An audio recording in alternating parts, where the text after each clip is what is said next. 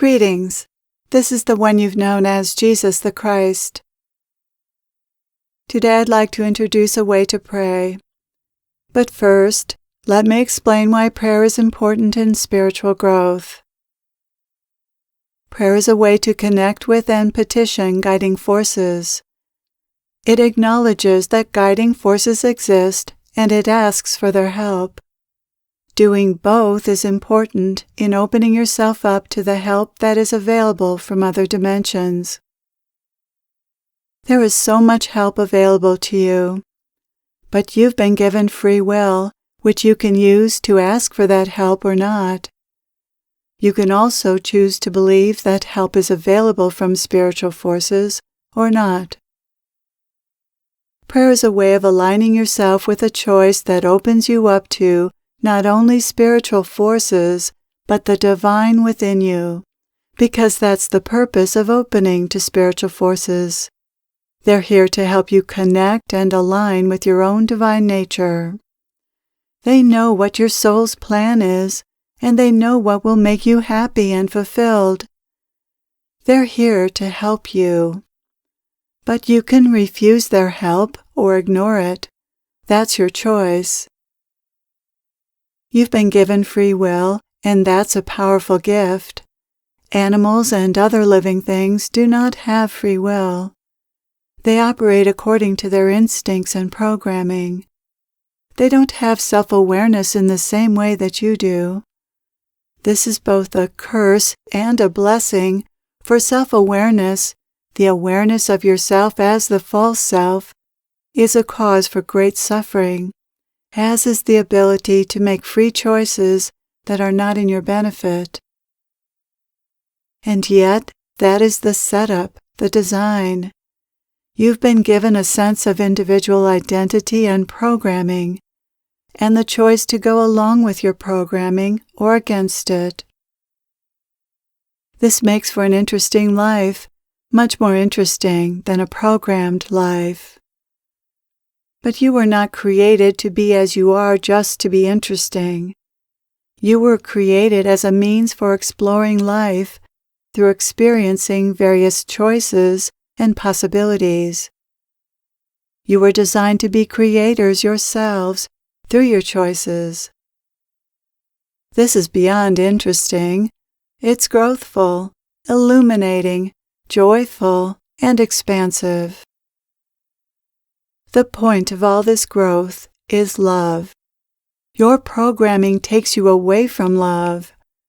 Your programming is very different from the simple survival programming of animals, because you have an ego and animals do not, at least not the kind of ego you have. Your ego is designed for you to be unhappy, and your challenge in life is to learn to be happy, to stop seeing life through the lens of your ego.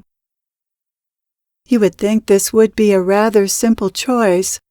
Why wouldn't you choose happiness over the ego's unhappy perceptions? But as you've discovered, this choice is not all that easy to make. The programming is very difficult to overcome, as it's held in place by fear. You're afraid to go against your programming, afraid you won't survive. So you see, your programming is not at all like the programming of animals, which simply helps them survive and adapt. You have that type of programming as well, but you also have an ego, which is maladaptive, counter to your happiness.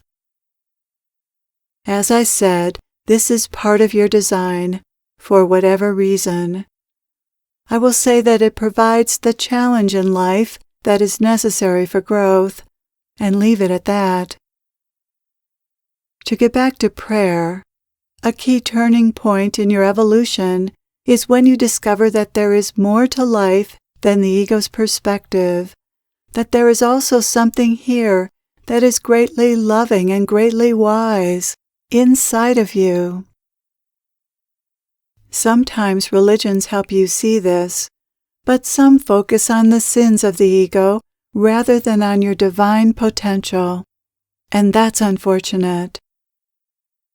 Realizing that you are essentially good and that life is good is such an important discovery.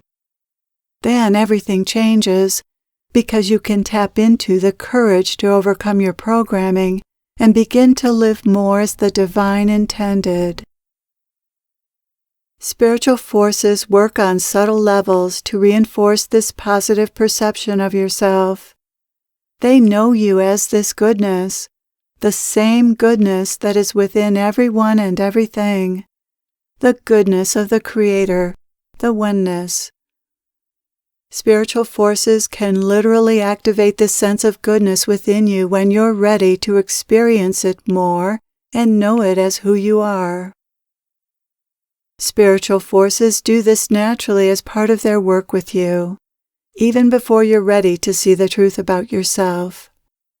But when you're conscious of your readiness and ask for their help, they can turn up the volume of this thirst for the truth and play a more active role in your life.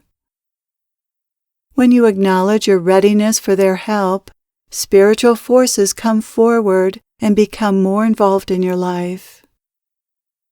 This is one of the purposes of prayer. It lets spiritual forces know if you are ready and when you're ready, in part by what you're praying for. If you're praying for a new car, for example, then they know that's what matters to you. That's where you're at, and they adjust accordingly. If you're praying for help in awakening or in becoming more loving or more at peace, then they know you're heeding the inner call of your soul.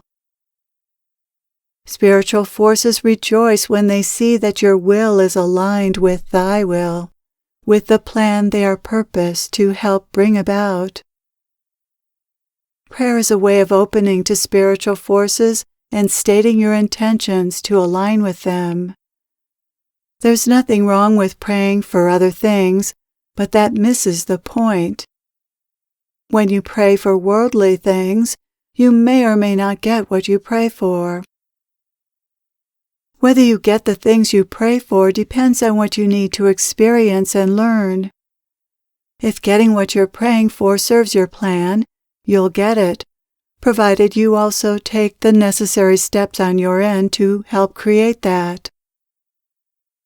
If getting what you're praying for doesn't serve your plan, then no matter what steps you take on your end, you won't get what you're praying for.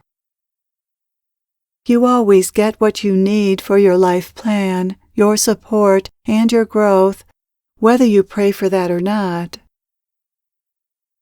So here is the way to pray. Ask for whatever is in your highest good to receive, whether that be material or spiritual. Although you'll naturally receive what is in your highest good, even without praying for it, sometimes people block that in some way, usually by thinking some version of, "I'm not good enough to have that," or "I'm not good enough to be that." You can block your own good coming to you by not believing you're good enough to receive it. This is how this works. If you believe you're not good enough to have or be something, you won't consider the possibility of having or being that. You either won't desire it at all, or you won't believe it's possible. And in not considering the possibility, you won't see or be open to receiving what's being offered by life, often through others, and you won't take steps to create that. On the other hand, some of you have learned to be excellent creators by allowing yourself to dream big. But I'm not talking about making the dreams of the false self a reality, as much as aligning with that which is outside the illusion that you are a separate, suffering self who needs something to be happy. That is a lie, as you are completely able to be happy just as you are and just as your life is. The greatest prayer is one for liberation from the illusion, from the lies you may be caught in. Once you start praying that prayer, spiritual forces know you're ready for an acceleration in your evolution and a new focus in your life. When you make spiritual growth and all that comes with that your priority, you're in a different game altogether.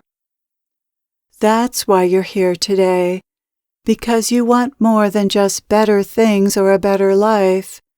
You want life with a capital L, truth with a capital T, goodness, peace, and love, which are actually the way to a better life, but maybe not the life your ego had in mind.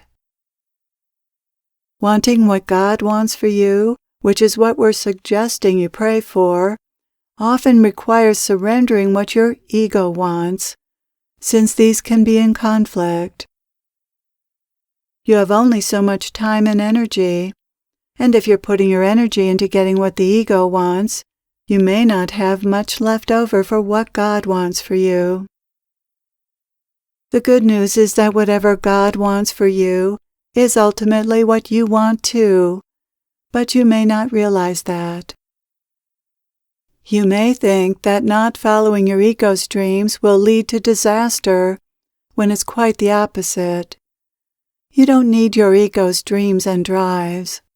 This is what is surrendered as you drop into the unknown and discover through life's unfolding exactly what life wants for you. So pray this simple prayer, and it's all you need. Give me what you want for me, and help me surrender what I think I want. I am open, ready, and willing to receive whatever is in my highest good to receive. I wish to live for you and in alignment with all that is good and of love. Thank you for being here today and being open to this message. We are with you always.